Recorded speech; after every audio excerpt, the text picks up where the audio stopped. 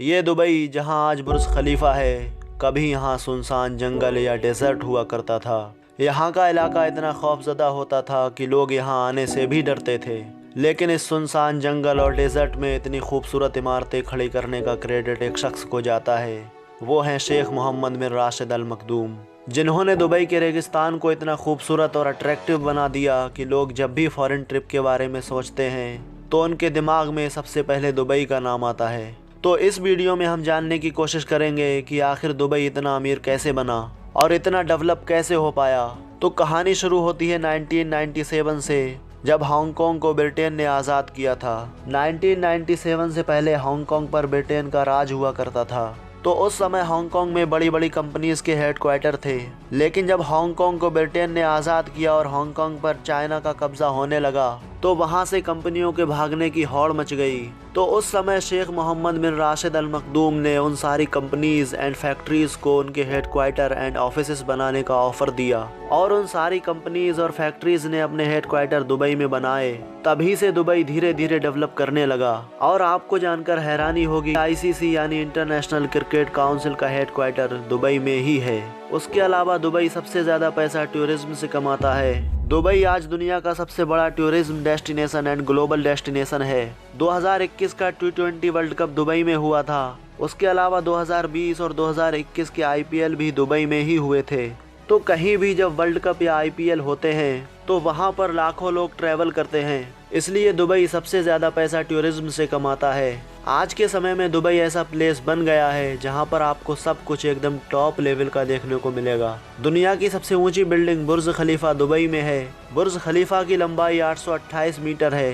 इतनी लंबाई ज़्यादा होने के कारण इसे 96 किलोमीटर दूर से देखा जा सकता है। और इतनी ऊंचाई ज़्यादा होने के कारण ग्राउंड फ्लोर और टॉप फ्लोर में टेम्परेचर काफ़ी डिफरेंस आ जाता है। इस इमारत को बनाने में 12,000 मजदूरों ने काम किया, तब कहीं जाके ये इमारत 2004 से लेकर 2010 तक 6 साल में बनकर तैयार हुई थी। बुर्ज खलीफा में 200 फ्लोर हैं, जिसमें 900 apartments, 304 hotel, 37 officer floor, 58 lifts और 34,000 के आसपास विंडोज हैं, जिनको साफ करने में 3 महीने का समय लग जाता है। ये बिल्डिंग 2010 में बनकर तैयार हुई थी और उस समय इसको बनाने की कॉस्ट आई थी $8 अरब, यानी उस समय के लगभग 36,000 करोड़ रुपए के आसपास। दुबई के अंदर 7 स्टार होटल बुर्ज अल अरब और दुनिया का सबसे बड़ा शॉपिंग मॉल भी है। इसके अलावा फरवरी 2022 में जनता के लिए खोला गया म्यूजियम ऑफ द फ्यूचर दुनिया की सबसे खूबसूरत इमारतों में से एक है।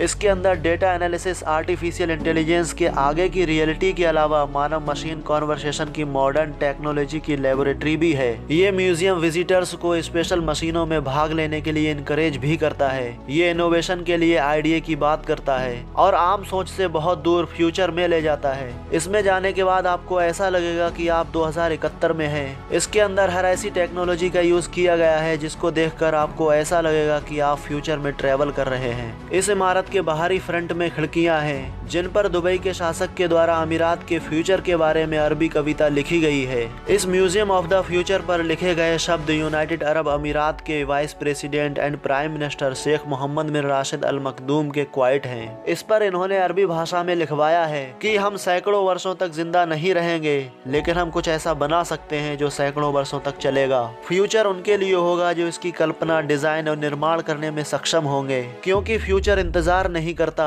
फ्यूचर को आज डिजाइन और बिल्ड किया जा सकता है। जीवन के नवीनीकरण, सभ्यता के विकास और मानवता की प्रोग्रेस का रहस्य एक शब्द में छुपा है, वो है इनोवेशन। दुबई में इस म्यूजियम ऑफ द फ्यूचर पर ये लेख अमीराती कलाकार मटर बिन लहेज द्वारा लिखे गए हैं। इस म्यूजियम में 7 मंजिलें हैं जो देखने वालों के लिए डेडिकेटेड हैं, जिसमें 3 मंजिलें outer space resource development, ecosystem and bio engineering और हेल्थ पर केंद्रित हैं। अन्य मंजिलें नियर फ्यूचर टेक्नोलॉजीज को शो करती हैं जो health, water, food, transportation and energy सहित कई फील्ड में चुनौती का समाधान करती हैं। और इसकी आखिरी मंजिल बच्चों के लिए डेडिकेट है। इसके अलावा दुबई का पाम आइलैंड जो दुनिया भर में मशहूर है, इस आइलैंड पर VIP होटल और घर बने हैं। ये आइलैंड मैन मेड यानी मानव निर्मित आइलैंड है जो एक ताड़ के पेड़ जैसा दिखता है। दुबई में मुख्य तट से 4 किलोमीटर दूर अरब खाड़ी में मानव निर्मित पाम आइलैंड बनाने के लिए वर्ष 2001 में बेल्जियम की कंपनी को जिम्मेदारी दी गई थी और ये 2007 रात तक बनकर तैयार हुआ था। 4 किलोमीटर लंबे क्षेत्र में काम करने के दौरान पाम ट्री के आकार में 2 आइलैंड और जोड़े गए थे, पाम जुमेरा और पाम जेबेल अली। इस प्रोजेक्ट में 21 करोड़ क्यूबिक मीटर पत्थर,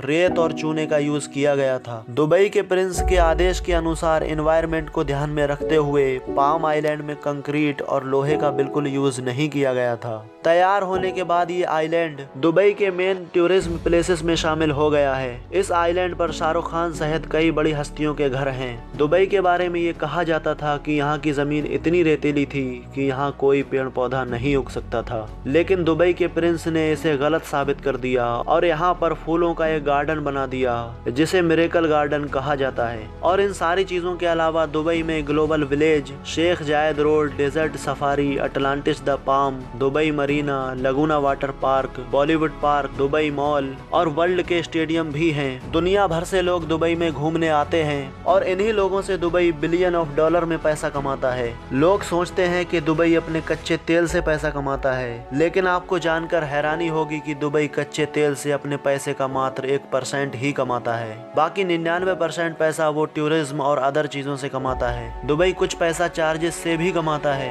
क्योंकि यहाँ गाड़ी गंदी होने पर भी पेनल्टी पड़ जाती है। रेड लाइट क्रॉस करने पर यहाँ भारी भरकम चार्ज पड़ जाता है। तो दुबई के बारे में ये वीडियो आपको इन्फॉर्मेटिव लगा होगा। वीडियो पसंद आया हो तो वीडियो को लाइक करें और अगर चैनल पर नए हैं तो चैनल को सब्सक्राइब करें।